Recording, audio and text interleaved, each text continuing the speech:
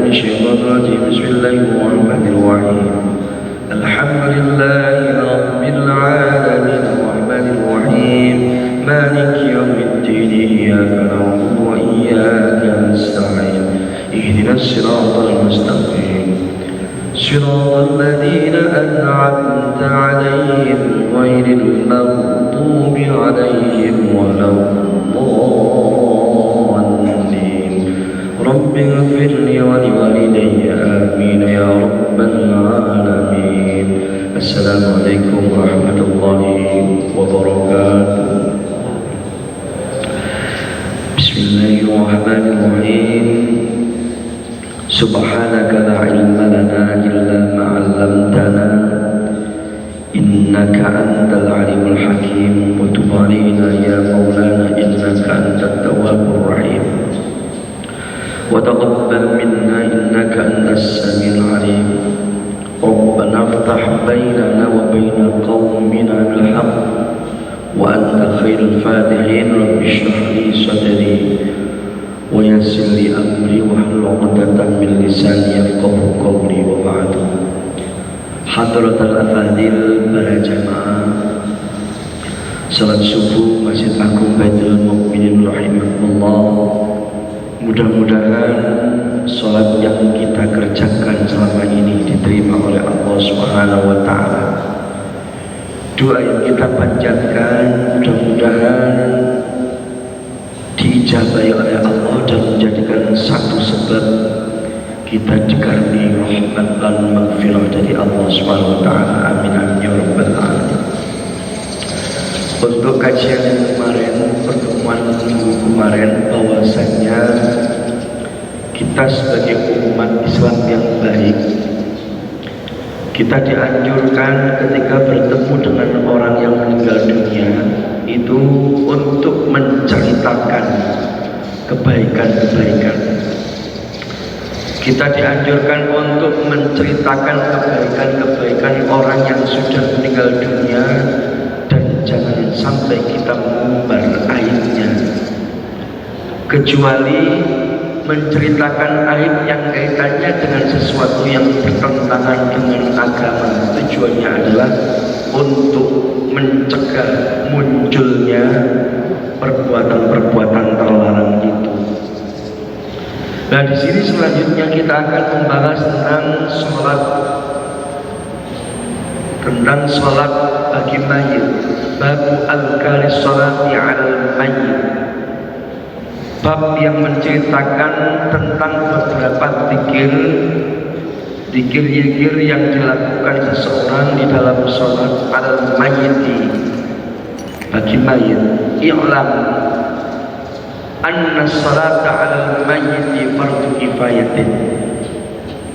I'lam ngerti sapa sira anna sholata satemene sholat alal mayiti ing ngatasi wong sing mati iku fardu kifayatin, fardu kifayah. Wa kadzalika iku kaya mengkono sholat wasluhu utawi ngedusi mayit, wa dafnuhu wa takfinuhu lan ngafani mayit, wa dafnuhu lan mendem mengkuburkan mayit. Wa hadza utawi iki mengkono fardu kifayah iku mujama'un dan kumpulakan alaihi ing atase hadza. Wa fi malan iku ing dalem perkara yaskutukan gugur bi kelawan apa fardus sholati, fardhu sholat arba'atu aujuhin utawi papat pira-pira pendapat. Hadirin rahimakumullah, perlu diketahui salat kepada jenazah yang jelas-jelas beragama Islam di akhir hayatnya, maka ini merupakan satu tugas fardu kifayah, kewajiban atas muslim yang lainnya untuk melakukan sholat, begitu juga memandikannya, juga mengkafaninya, dan juga menguburkannya. Nah ini makanya hak-hak orang yang meninggal dunia bagi orang yang hidup itu ada 4. Yang pertama, ketika meninggal dunia itu harus dimandikan. Yang kedua, harus dikafani. Yang ketiga, disolati. Dan yang keempat, dikuburkannya. Ini adalah hak mutlak yang dimiliki oleh jenazah-jenazah muslim, dengan catatan diketahui keislamannya.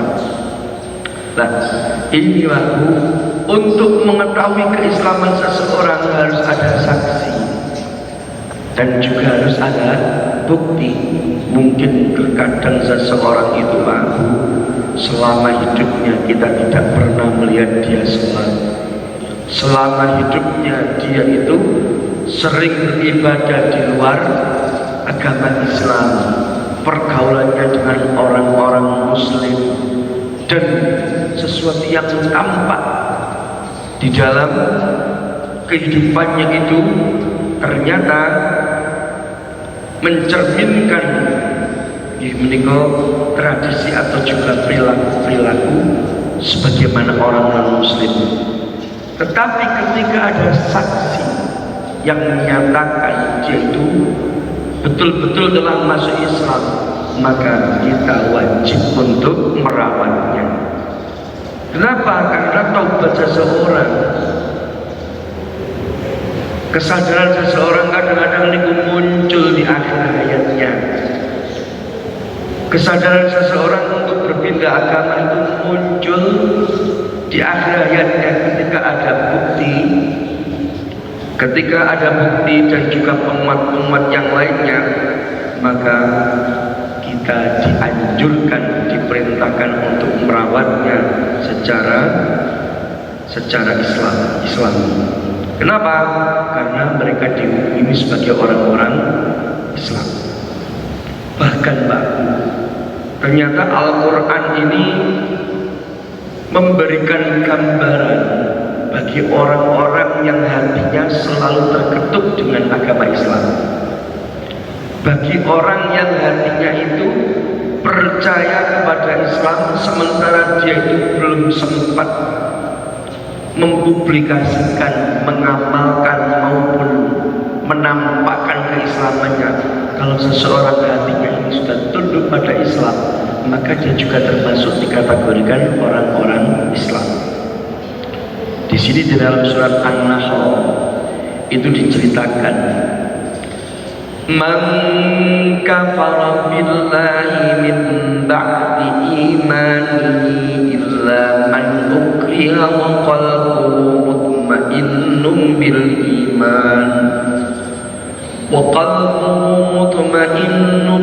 bil iman walakin man syaraha bil kufri sadran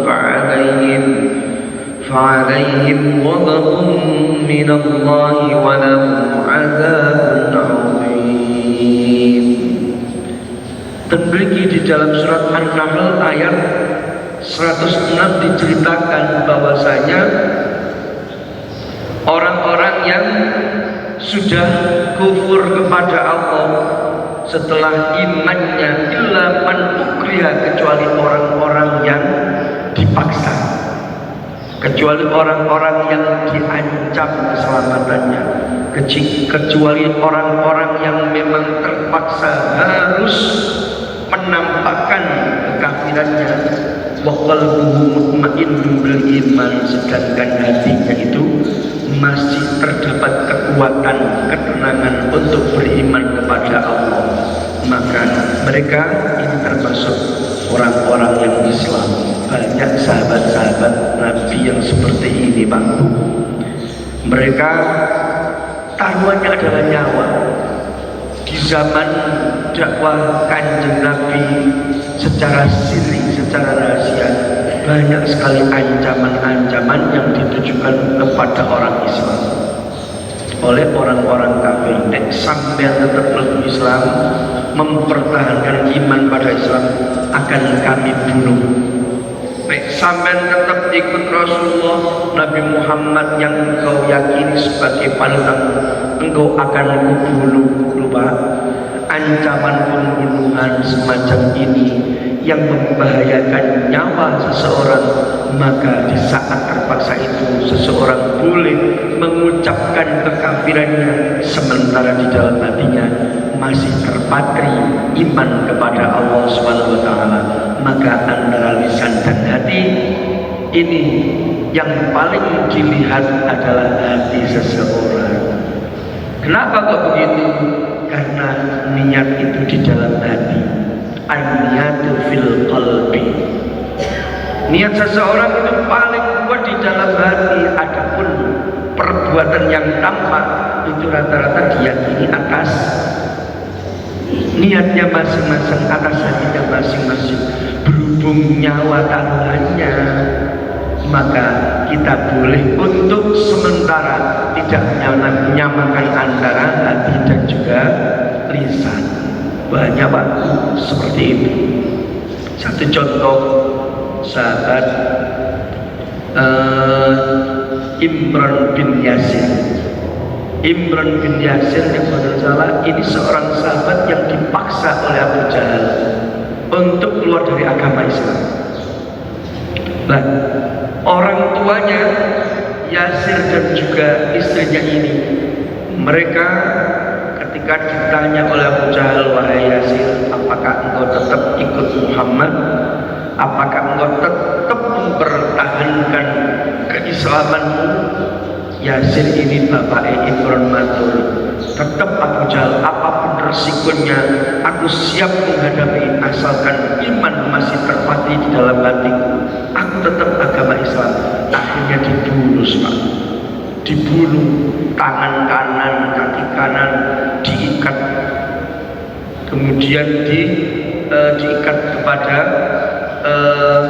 dilarikan kepada kuda. Tangan tengen sikil tengen niku ditali tampar, manten niku ditali nonton golek jaran sing ten golek arah kidul, manten niku tangan kiri kaki kiri diikat tampar. Selanjutnya ditalekno diikat nonton golek jaran sing ten golek lor. Akhirnya dua kuda ini berlari berbeda arah 180 derajat, situ ing ngalor situ ing kidul. Akhirnya walhasil tubuh Yasir ini terbelah menjadi dua gara-gara mempertahankan keimanannya secara lisan. Dibunuh, Pak.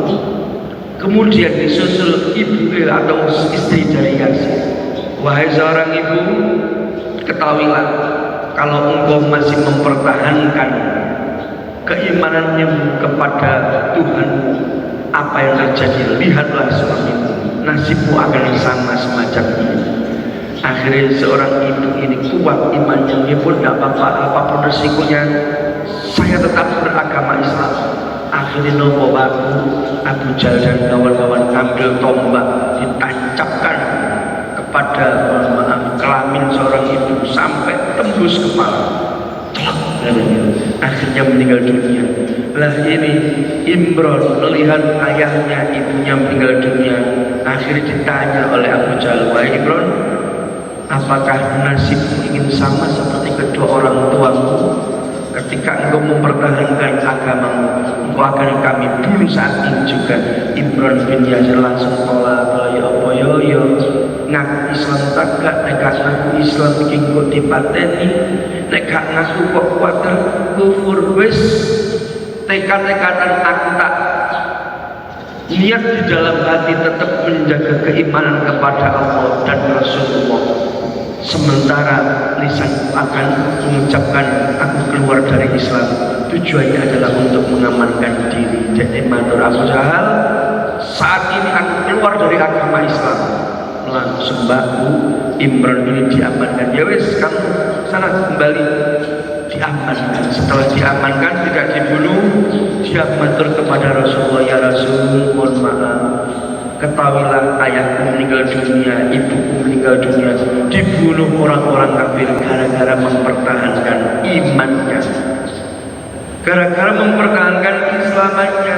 Sementara aku ya Rasul, mohon maaf, terpaksa sekali kalau aku mengucapkan di dalam lisan ini keluar dari agama Islam. Kalau aku mengucapkan lisan ini keluar dari agama Islam, aku akan dijamin keselamatanku. Tapi nek ngomong tetap beragama Islam, aku akan mati dibunuh sama seperti nasib ayah dan ibu. Akhirnya lisanku aku ucapkan, aku keluar dari agama Islam. Ya Rasul, bagaimanakah? Apakah aku termasuk orang-orang yang murtad, orang yang kafir, atau tetap beragama Islam sementara hatiku masih iman kepada Allah dan kepadamu? Jawabannya kanjeng Nabi, engkau tetap masih beragama Islam. Lalu turunlah ayat surat An-Nahl ayat 106 ini, Pak. Nah ini loh, Pak. Ternyata keimanan seseorang, keyakinan terhadap agama Islam, ukurannya itu di dalam hatinya masing-masing. Satu contoh, Pak. Ada satu kitab yang membahas, yang dikaji oleh para ilmuwan. Saya lupa judul kitabnya, tapi ada kitab itu menanyakan apakah ayah Rasulullah masuk neraka atau surga. Apakah ayah Rasulullah ini Islam atau belum Islam? Pertanyaannya begitu, Pak. Loh, kenapa ada pertanyaan semacam ini? Memang di saat kanjeng Nabi ini, mereka tidak pernah, kanjeng Nabi nggak pernah ketemu dengan orang tuanya. Pada waktu itu Sayyidatina Aminah hamil beberapa bulan, hamil kanjeng Nabi, sementara Abdullah ini meninggal dunia.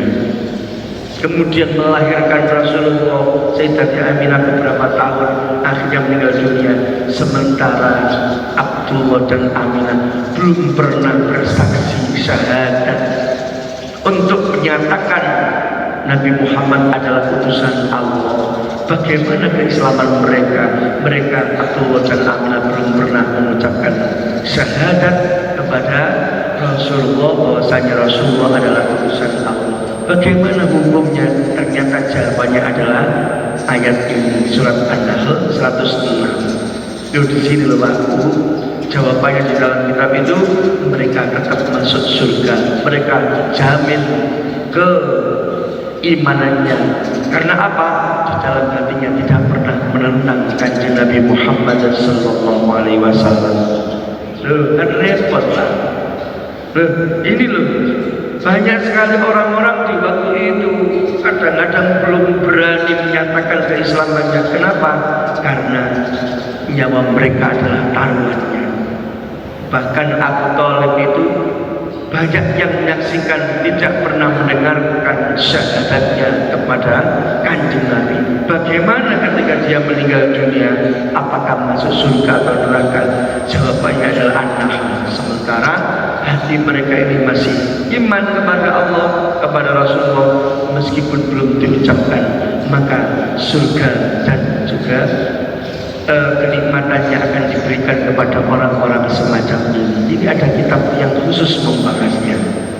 Loh, kalau kita tahu orang-orang yang jelas-jelas keislamannya di sekitar kita, kita tidak pernah membuktikan dia keluar dari agama Islam, kita tidak pernah membuktikan orang itu beribadah di tempat lain, maka hukumnya adalah Islam. Kalau dia meninggal dunia, kita punya tugas tanggung jawab untuk merawatnya, memandikannya, mengkafaninya, dan juga menguburkannya, memandikannya, mensolatinya, mengkafaninya, mensolatinya, dan juga menguburkannya.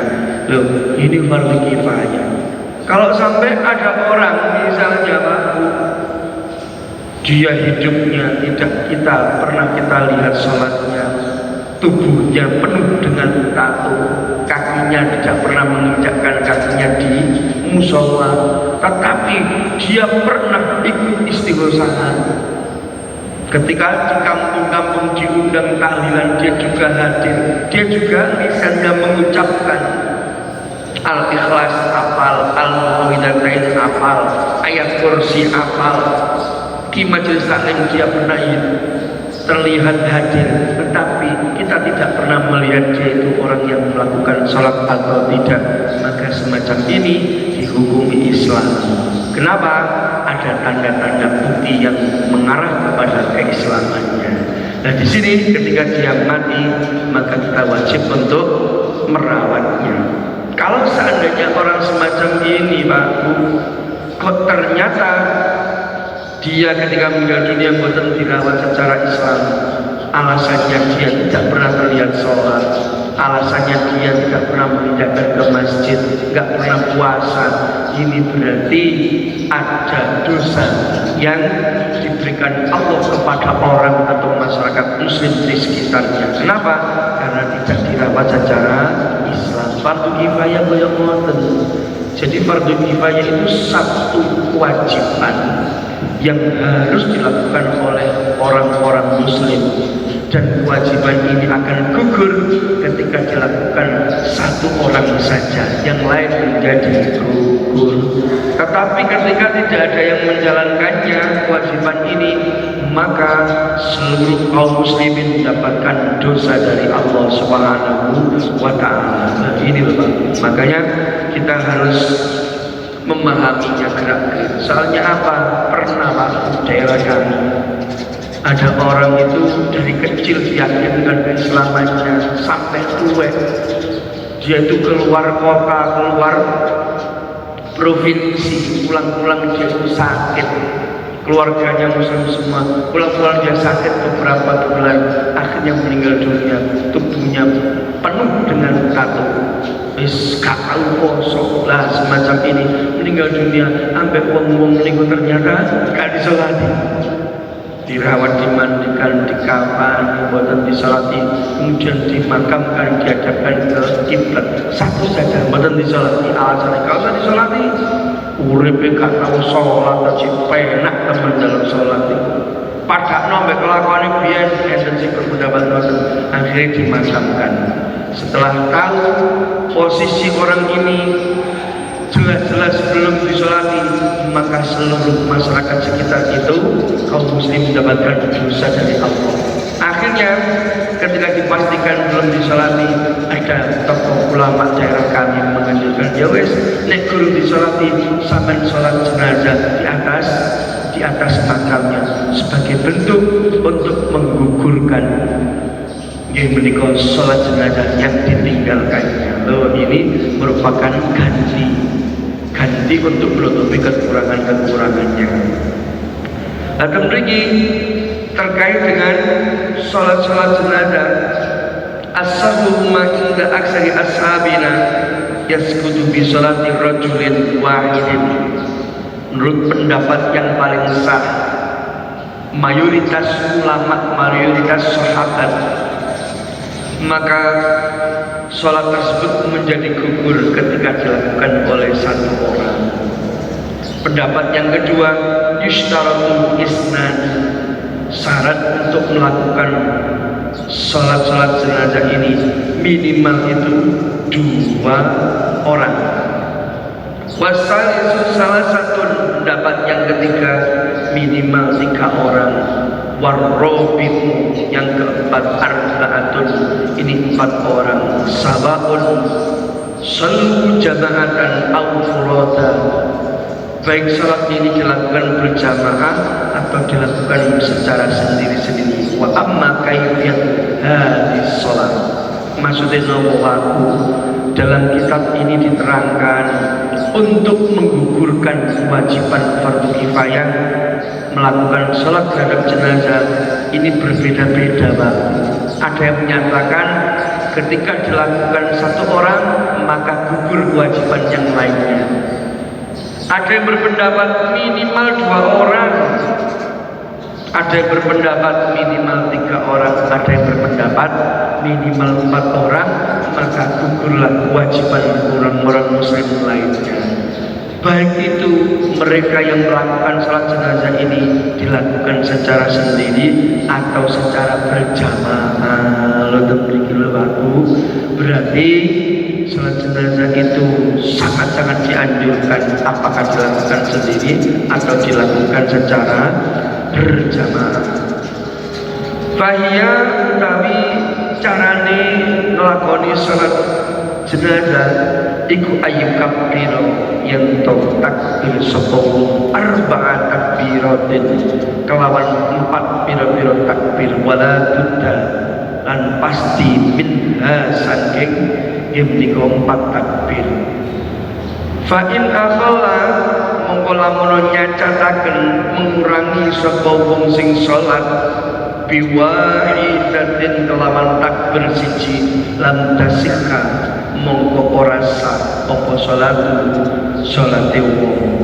Wa in zada lamun nambahi sapa wong khamisatan ing takbir sing nomor 5 fa fi budlani salati mongko iku ing dalem batal salati wajhani ana rong macem di ashabina maring sahabat kita al asahu utawi kang luwih sah iku la tabetul ora batal apa salat walau kana makmuman senajan ana sapa wong sing salat iku dadi makmum fakabbaro mongko takbir sapa imam makmum khamisatan ingkang takbir nomor 5. Maksudnya apa?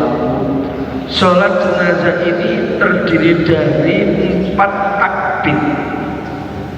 Ketika seseorang ini melakukan cuma 3 kali takbir saja, bagaimana hukum salatnya? Maka salatnya tidak sah karena masih ada kekurangan. Yang seharusnya 4 kali takbir, sementara dia itu cuma 3 kali atau kurang 1. Sholat jenazah Allahu Akbar imam 4 kali, makmum meneng ngelamun, imam salam jadi belum salam, sementara dia itu masih 2 kali ditambah 1 kali lagi Allahu Akbar takbirnya cuma 3, maka sholat makmum ini hukumnya batal karena masih jumlahnya ada 3, sedangkan perintahnya ini adalah 4. Lupa kalau kebablasan jumlah takbirnya ini sampai 5 bagaimana? Apakah batal atau sah? Maka menurut pendapat yang lebih sah, lebih kuat dalam kitab Al-Adhkar, maka sholat yang jenazah yang takbirnya lebih dari 4 ini dihukumi tidak batal walaupun dia itu makmum, walaupun dia itu imam misalnya, maka ini tidak batal karena ada kelebihan tadi. Tapi kalau kurang, maka dia itu hukumnya batal sholatnya. Nah, pendapat yang selanjutnya innal khamisata tabtul, ada yang berpendapat lane takbir kakean ping 5, takbirnya terlalu banyak 5 kali, maka hukumnya batal. Ini pendapat yang lain. Faraqahu al-makmum, kalau kita temukan baku sholat jenazah imam itu kita yakini takbir kok kelima, kita sudah ingat Allahu Akbar, membaca Fatihah, Allahu Akbar, membaca sholawat, Allahu Akbar, membaca doa Allahumma ghfirlahu, kemudian yang keempat Allahu Akbar, Allahumma tahrimna ajrahu. Kita yakin takbir sudah 4, imamnya kok masih nambah Allahu Akbar, maka kita dianjurkan untuk memisahkan diri, tidak berjamaah. Hukumnya tidak apa-apa karena kita yakin takbirnya sudah 4 kali, sementara imamnya menambah 1 kali, mungkin karena sifat lupa atau sesuatu yang terjadi dia itu lupa. Kita boleh memisahkan diri. Nah, di sini ada satu perintah bahwasanya wa yustahabbu lan disunnahaken apa yarfa'an ngangkat al yada ing tangan ma'akulli takbiratin setiap takbir.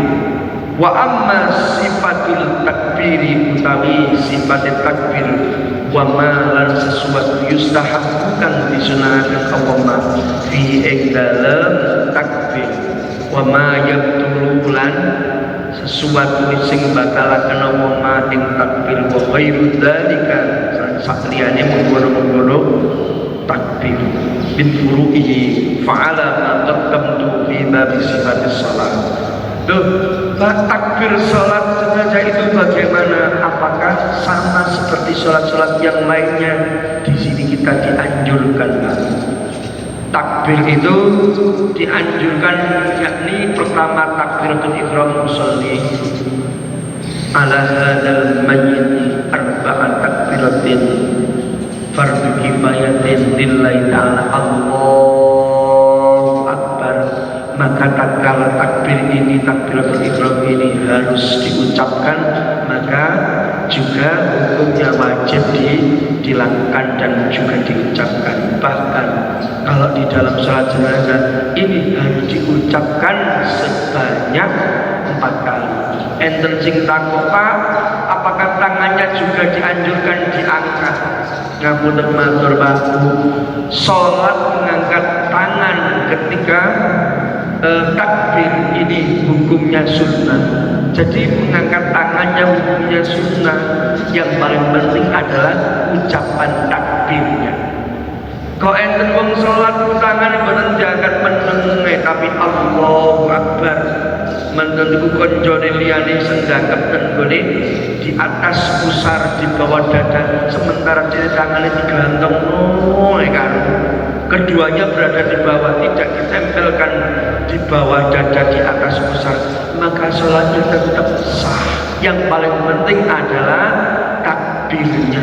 Soalnya ada takbiratul ihram mengangkat tangan dan juga takbir yang lainnya mengangkat tangan.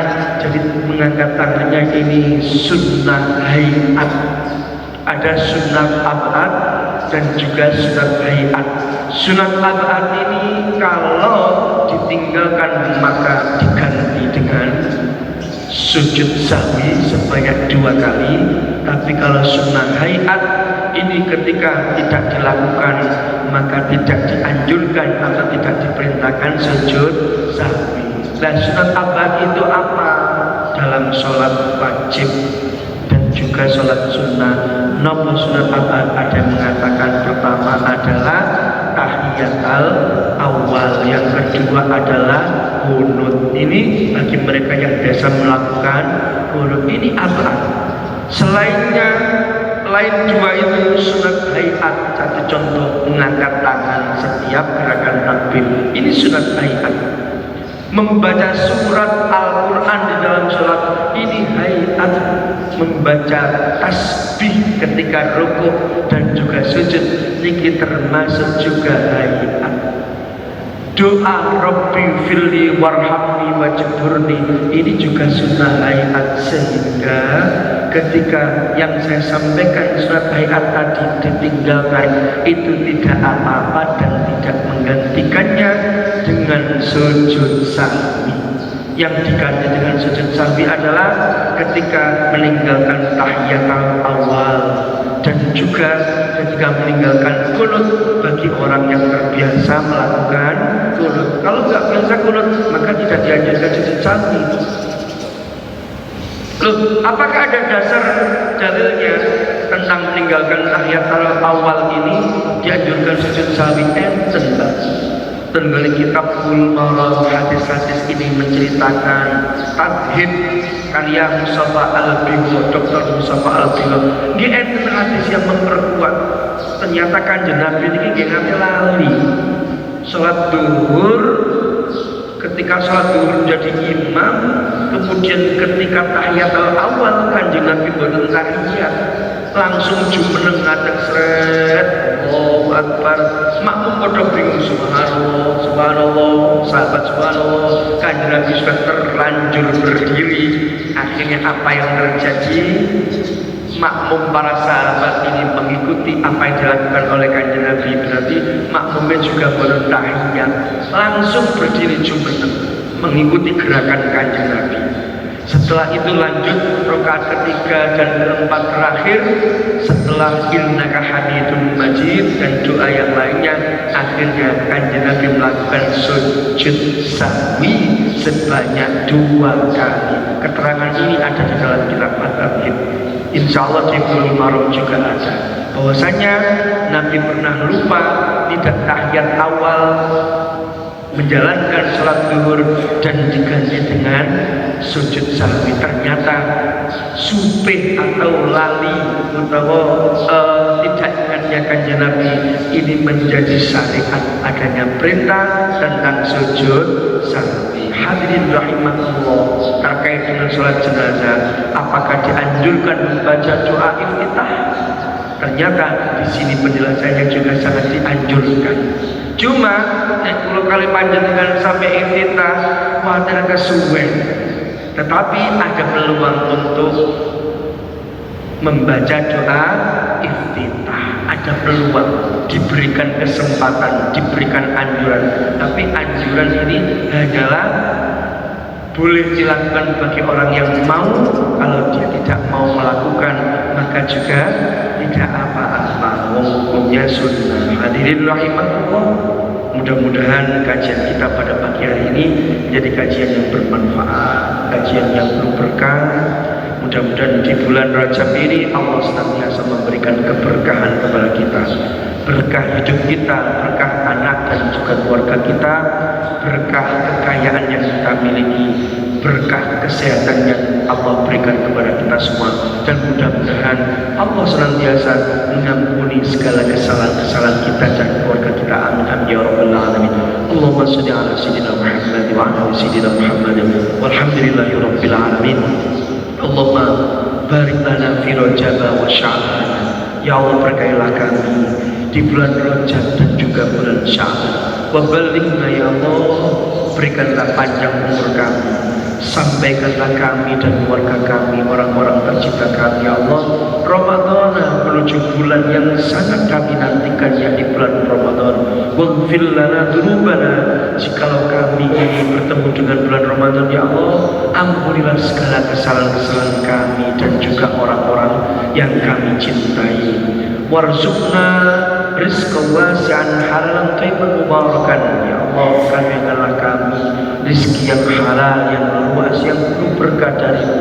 Wa syifaan ajilan min kulli da'in wa tabin wa saqamin wa waba'in, dan berikanlah kami obat dari segala penyakit, wabah maupun sejenisnya. Berikanlah obat bagi kami dan orang-orang yang kami cintai ini. Berikanlah kesembuhan bagi mereka yang saat ini sedang sakit. Berikanlah kesembuhan secara lahir maupun batin. Waqtim lana walahum bil iman, jikalau Engkau memanggil kami, Allah panggillah kami dengan membawa iman kepadamu. Bi husnil khatimah. Rabbana atina fid dunya hasanah wa fil akhirati hasanah wa qina adzabannar. Wa sallallahu ala sayyidina Muhammadin nabiyil ummi wa ala alihi wa sallam. Alhamdulillahi rabbil alamin. Sekian dari kami, mohon maaf. Wassalamualaikum warahmatullahi wabarakatuh.